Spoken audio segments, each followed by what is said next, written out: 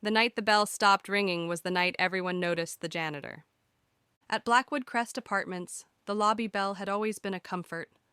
A dull brass thing mounted to the front desk, tapped by late tenants, delivery drivers, or anyone who needed the building manager after hours. It rang with a tired sound, like it had rung too many times already in its life. But that night, it didn't ring at all. It just sat there, silent, collecting fingerprints and dust, like it had decided it was done warning people. That was the same night Eleanor Price disappeared. Blackwood Crest was the kind of building that pretended to be respectable. Brick exterior, ivy crawling up the sides, a plaque out front boasting established 1926. But inside, the hallways were narrow and dim, lit by flickering bulbs that hummed softly, like insects trapped in glass. The building smelled faintly of bleach and old carpet, and always, always, of something damp. Residents whispered that the place listened. They said the walls remembered things. And if you walked the halls after midnight, you could sometimes hear footsteps that didn't belong to anyone you knew. That's when people saw him most. The janitor. His name was Silas Crow, or at least that's what was stitched, crookedly, onto the chest of his gray uniform. Silas had a way of appearing without sound. One moment a hallway would be empty, the next he'd be there, mop in hand, eyes lifted just enough to make eye contact before sliding away again. He was tall, too tall for the narrow halls.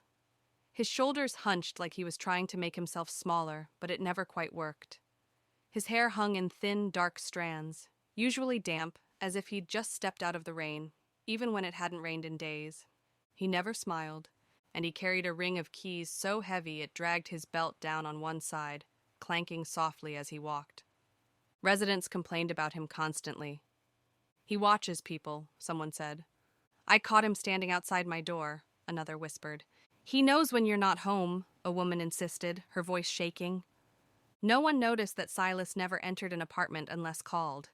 No one noticed that he kept a notebook tucked into his back pocket, filled with dates and times. And no one noticed that the night Eleanor Price vanished, Silas was the only person in the building who didn't act surprised. Eleanor lived in apartment 3B.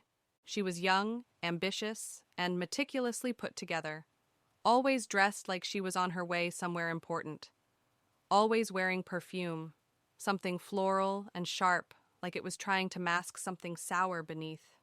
She worked late. Everyone knew that. What they didn't know was why, at least not officially. Detective Rowan Hale arrived the next morning, when the lobby bell still hadn't rung.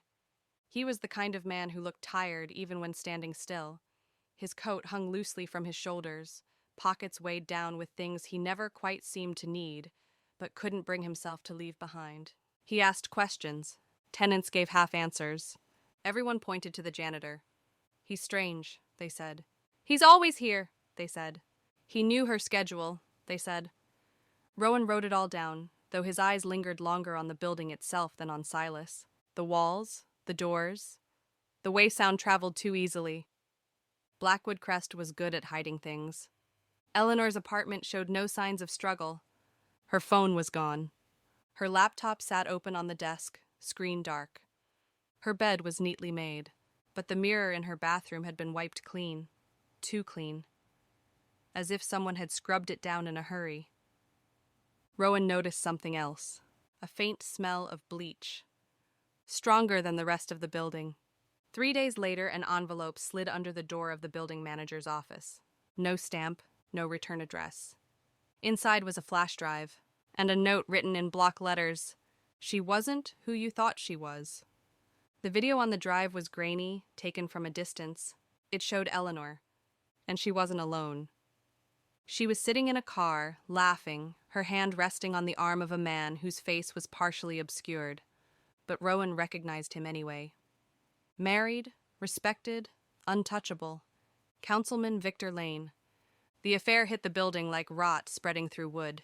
People whispered louder now, doors closed faster, eyes lingered longer. Eleanor wasn't just missing, she was complicated, and complications made people dangerous.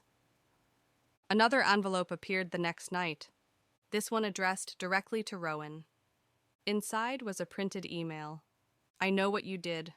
Pay or everyone else will too. Attached was a bank routing number, blackmail.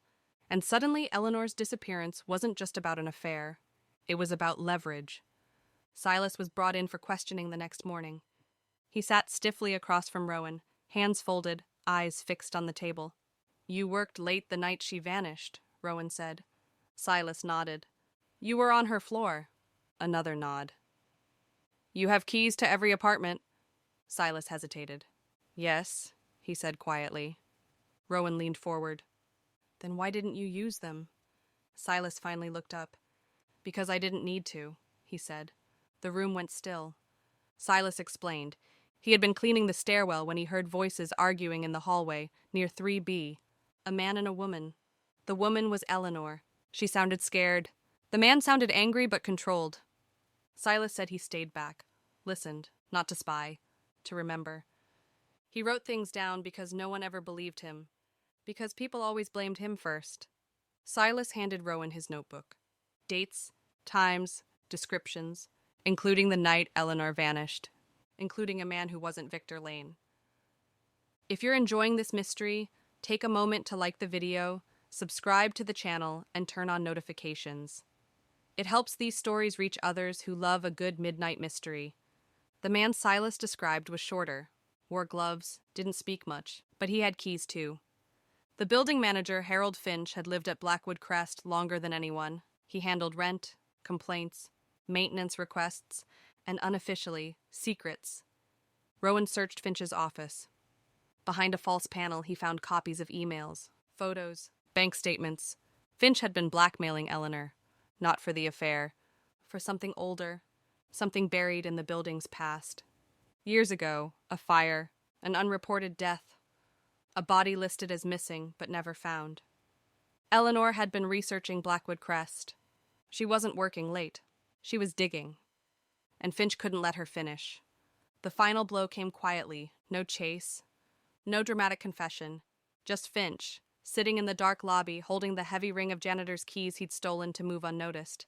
He thought the building would protect him. It always had. Silas stood nearby as Finch was arrested, silent, watching. Rowan asked him why he stayed. Silas answered simply. Someone has to keep this place clean, he said, even when it's dirty in ways bleach can't fix.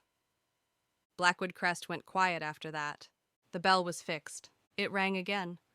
But some residents swear that if you're there at midnight, if you listen closely, you can still hear keys moving in the halls. Not threatening, not watching, just making sure the truth doesn't get buried again. Thank you for watching.